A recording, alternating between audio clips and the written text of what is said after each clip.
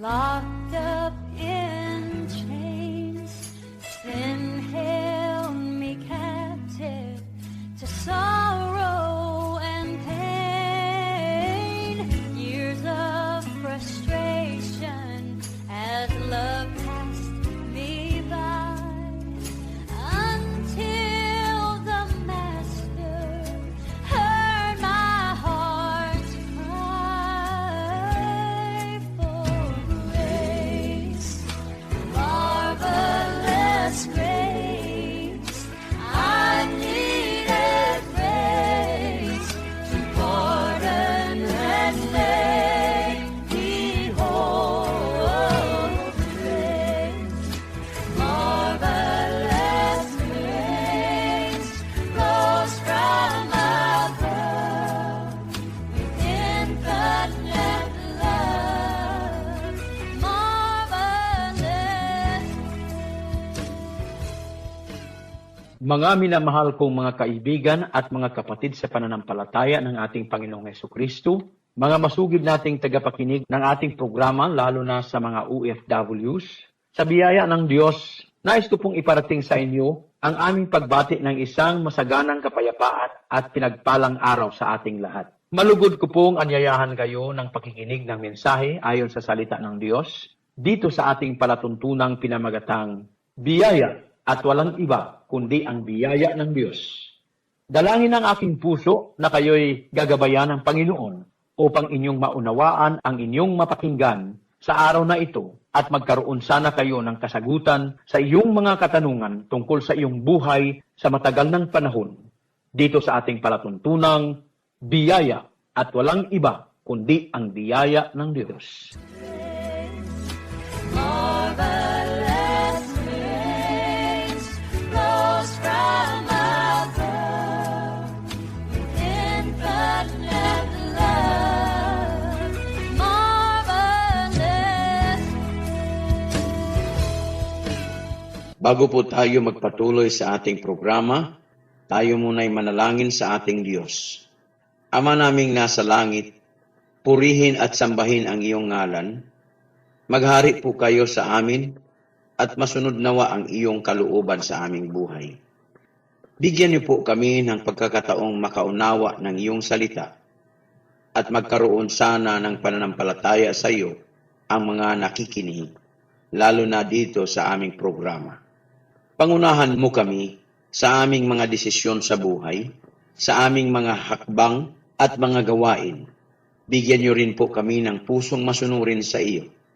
Kung mayroon mang mga nakikinig ngayon na nasa mabigat na karamdaman, naway ipakita niyo po sa kanya ang kagalingan at lunas na kung saan iyon ang ginawa doon sa cross ng Kalbaryo. Bigyan niyo rin po ng pagkakataong magtagumpay ang mga pangarap ng bawat isa, lalo na kung ito'y para sa iyong kaluwalhatian. Dalangin ko, O Diyos, na lalo mong pagpapalain ang mga kapatiran at kaibigan na makibahagi at sumuporta sa gawain ito. Bigyan niyo rin po ng pagkakataon ang mga magnanais na magpapagamit sa iyo para magpatuloy ang ganitong gawain. Ingatan niyo rin po kami sa araw-araw naming pamumuhay, gayon din ang mga kaibigan at kapatiran namin sa iba't ibang bansa na naghahanap buhay. Ingatan niyo po sila, ang kanilang sarili, mga mahal sa buhay, ang kanilang trabaho, at lalo na ang kanilang espiritual na buhay. Nawa ay magkakaroon sila ng tunay na relasyon sa iyo upang maging tagapagmana ng iyong kaharian. O Diyos, ibalik namin ang pagpupuri at pasasalamat sa iyo sa kapangyarihan ng iyong banal na Espiritu at sa pangalan ng iyong bugtong anak na si Hesukristo. Amen. Pasasalamatan din natin ang mga kapatiran at mga kaibigang nagpapagamit sa gawain ng Panginoon, lalo na sa radio ministry dito sa internet at sa local radio stations upang may parating ang mensahe ng mabuting balita. Ipaabot din natin ang pangungumusta sa lahat ng mga nakikinig at pasasalamat sa lahat. Pagpapalain kayo ng Panginoon at maging maayos ang inyong pamumuhay sa lahat ng panahon.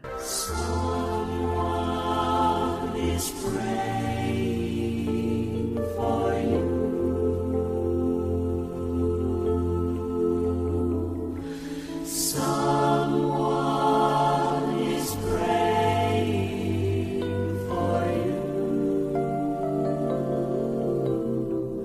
So when it seems you're all alone, and your heart will break in two, remember someone is praying for you.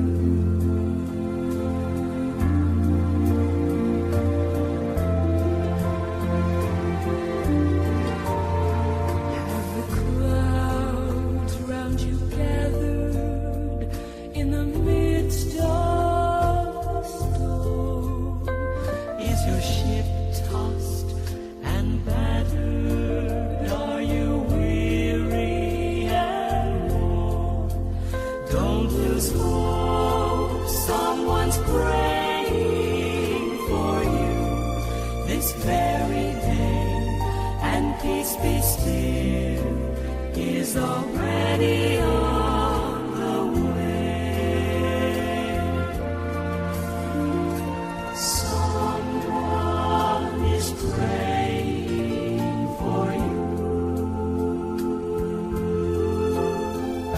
Someone is praying for you.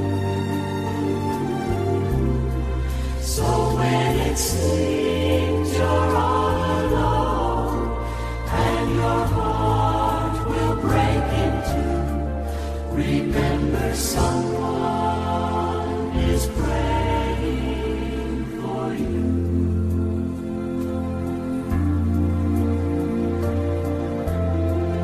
Ngayon babatiin muna natin ang lahat ng mga nagdiriwang ng kanilang kaarawan. Binabati ko kayong lahat ng happy birthday. Nawa ay maging sa lahat ng mga bagay ay guminhawa kayo at matagumpay sa marami pang taon ng iyong maunlad na buhay. Sa iyong pangangatawan, lalo na ang iyong espiritual na buhay, kaya binabati kita ng happy birthday. May your life in this world be a happy one. May the sun be warm and may the skies be blue. May each storm that comes your way clear the air for a brighter day. May the saints and Savior watch over you. May your life in this world be a happy one. May the sun be warm, may the sky be blue. May each storm that comes your way clear the air for a brighter day. Saints and Savior, watch over you. As you make your way through this old world of ours, as you see the beauty of morning dew, as you smell the summer flowers, as you pass away the hours, may the saints and Savior watch over you.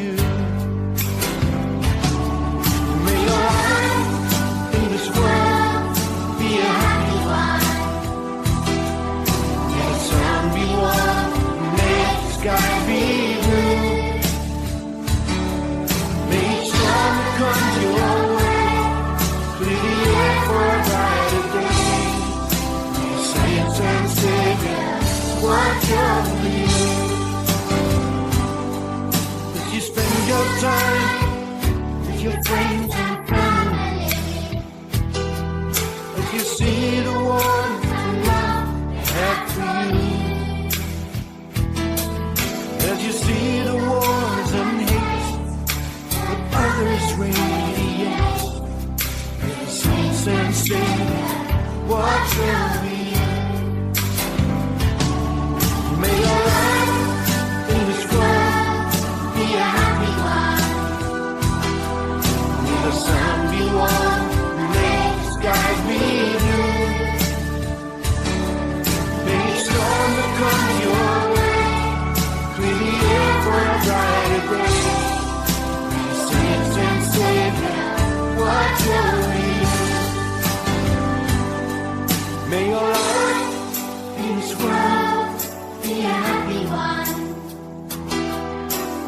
sun be warm and may the sky be blue. May each storm that comes away clear the air for a bright day. May the saints and Savior watch over you. May the saints and Savior watch over you. May the saints and Savior watch over you. Sa ating pagpapatuloy, nais ko pong ibahagi sa inyo ang mga bagay na dapat nating malaman habang tayo'y nabubuhay pa. Ito ay patungkol sa ating buhay na kung saan ay kailangan ating malaman bago maging huli ang lahat para sa atin. Habang tayo ay nabubuhay pa, minsan ay ating maranasan ang mga pangyayari sa buhay ng bawat tao. Maging ito man ay kahirapan, mabigat na karamdaman, kapighatian, kasaganaan at karangyaan.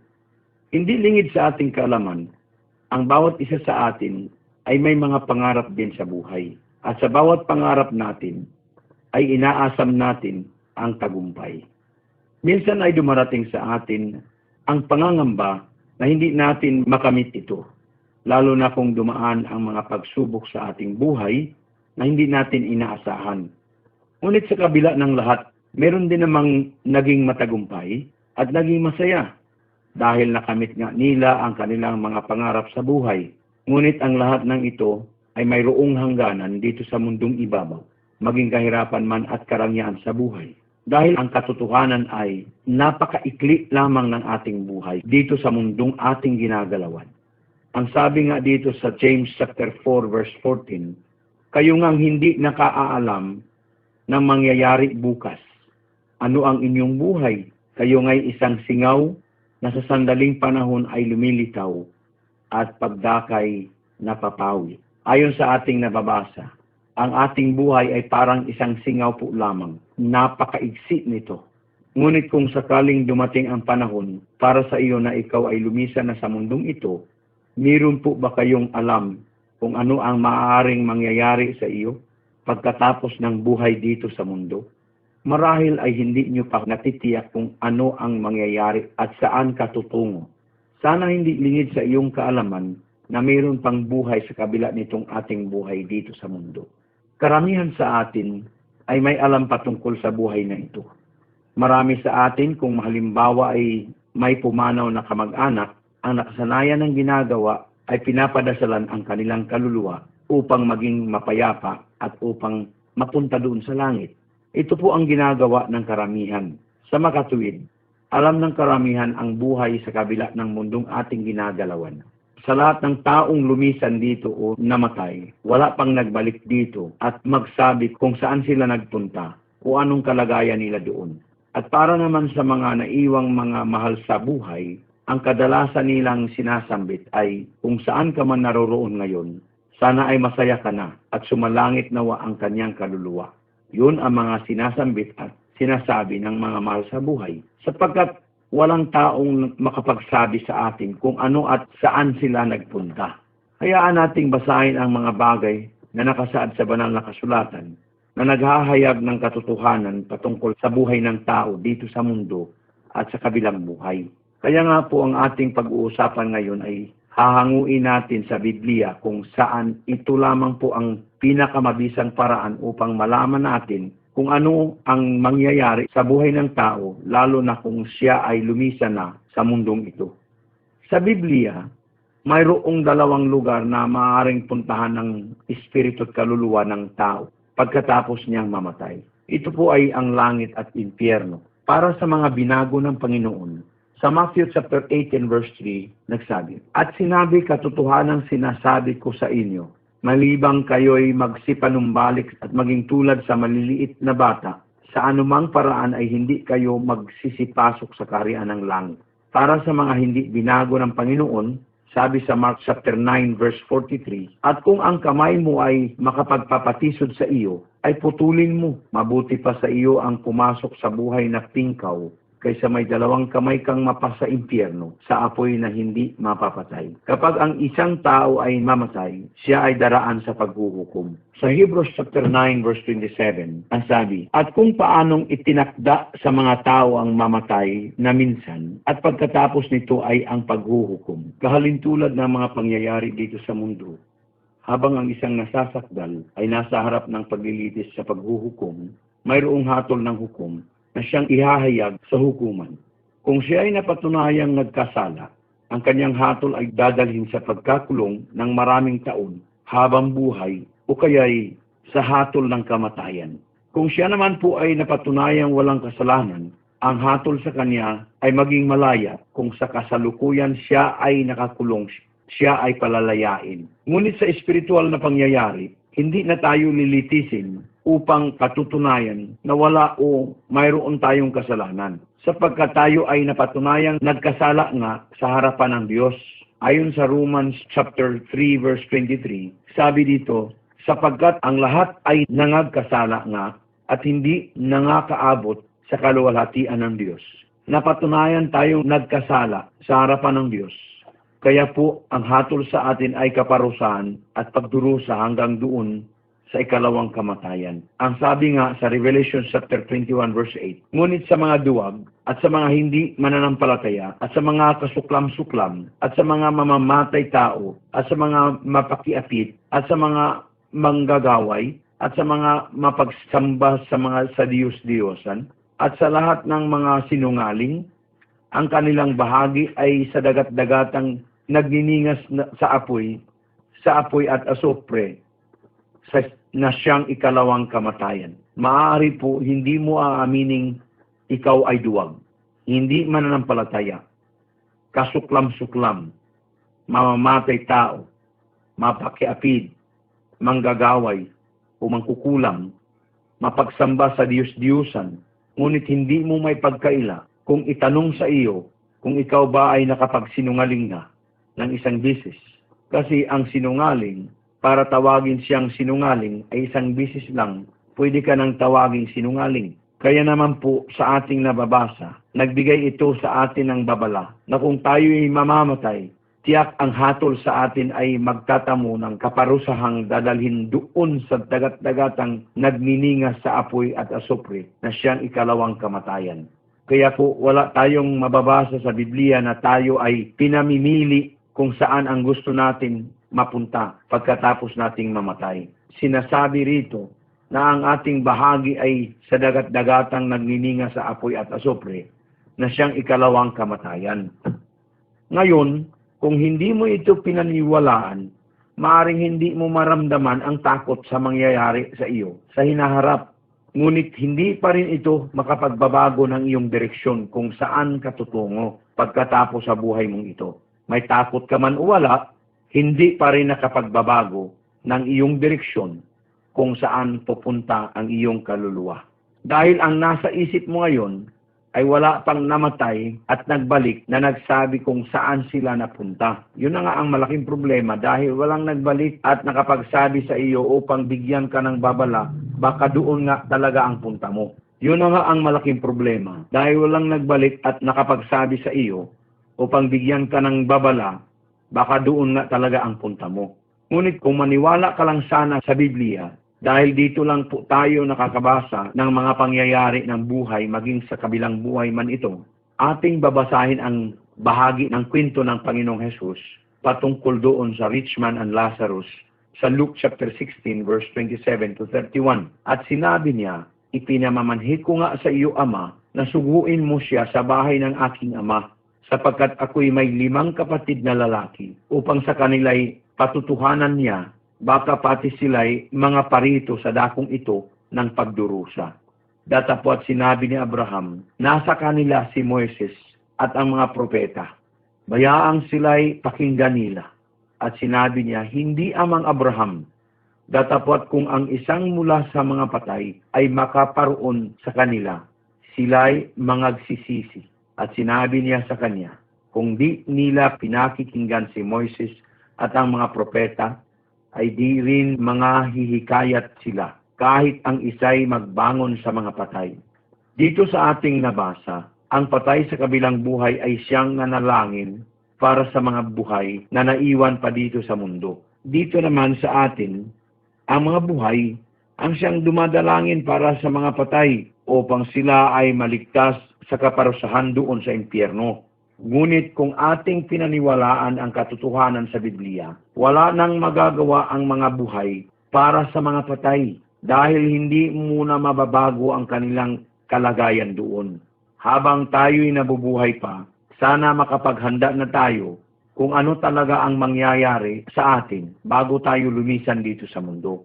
Sapagkat kung ikaw ay patay na, wala ka nang magagawang paraan upang makaligtas ka doon sa maaring kahihinatnan ng iyong kaluluwa.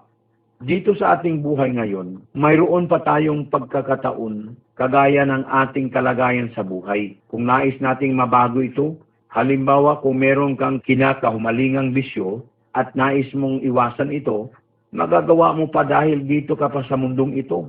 Buhay ka pa. Kung meron kang nais baguhin, magagawa mo pa ito. Hindi katulad kung ikaw ay patay na, wala ka ng pag-asa at hindi mo na maaaring baguhin kung ano man ang nais mong baguhin. Gaya ng sinabi sa Hebrews chapter 9 verse 27, at kung paanong itinakda sa mga tao ang mamatay na minsan at pagkatapos nito ay ang paghuhukom. Kaya kung paanong tinuro sa atin ang katotohanan kung saan ang punta natin kung tayo lumisan na sa mundong ito, alam natin na hindi na tayo makapamimili kung saan ang gusto natin magpunta dahil nga tayo ay nakapagsinungaling na minsan. At ayon sa ating nabasa na sinabi sa Revelation chapter 21 verse 8, sa lahat ng mga sinungaling, ang kanilang bahagi ay sa dagat-dagatang nagnininga sa apoy at asupre na siyang ikalawang kamatayan. Kaya naman po, mayroong katanungan dito sa Hebrews chapter 2 verse 3, paano tayo makakatakas kung ating pabayaan ang ganitong dakilang kaligtasan na ipinangusap ng Panginoon noong una ay pinatunayan sa atin sa pamamagitan ng mga nakarinig. Ang tanong, kung paano natin matatakasan ang kalagayang ito kung hindi natin pakinggan ang mabuting balita na ating naririnig mula sa salita ng Diyos? Ano ba ang dapat nating gawin upang magkaroon tayo ng katiyakang hindi tayo humantong doon sa kaparusahan ng walang hangganan? Una sa lahat, pakinggan mo at paniwalaan mo ang salita ng Diyos, sapagkat ang pananampalataya ay dumarating sa pamamagitan ng pakikinig ng salita ng Diyos. Mababasa natin ito sa Romans chapter 10 verse 17, maaring ikaw ay nakikinig nga, ngunit ayaw mo namang maniwala. Kaya kailangang magkaroon ka ng pananampalataya sa Kanya. Pangalawa, tanggapin mo siya bilang Panginoon ng buong buhay mo. Maraming nagsasabing tinanggap na nila ang Panginoong Hesus, ngunit bilang tagapagligtas lamang, hindi bilang Panginoon. Kaya po marami ang nagsasabing tinanggap na nila ang Panginoong Hesus, kaya lang hindi nila kayang iwanan ang kanilang tinatangkilik at hanggang ngayon ay alipin pa rin sila. Minsan, sa masamang bisyo pa. Baka naman hindi pa rin siya ang Panginoon ng buhay mo at ikaw pa rin ang nasusunod sa iyong buhay. Maraming nagsasabing sila ay mga born again, ngunit hindi pa rin nagbabago ang kanilang isipan. Hindi pa rin nagbabago ang kanilang buhay dahil nga tinanggap nila ang Panginoon bilang tagapagligtas lang ng kanilang buhay, hindi bilang Panginoon. Kung sa buong katotohanan tinanggap mo na siya bilang Panginoon, kailangan pananampalatayanan mong ikaw ay bagong nilalang na. Sa 2 Corinthians chapter 5 verse 17, sabi, kaya't kung ang sino man ay nakay Kristo, siya ay bagong nilalang. Ang mga dating bagay ay nagsilipas na. Narito, sila'y pawang naging mga bago. Yung dating mong ikaw ay pinalitan na ng bagong espiritu, binago na ang lumang ikaw.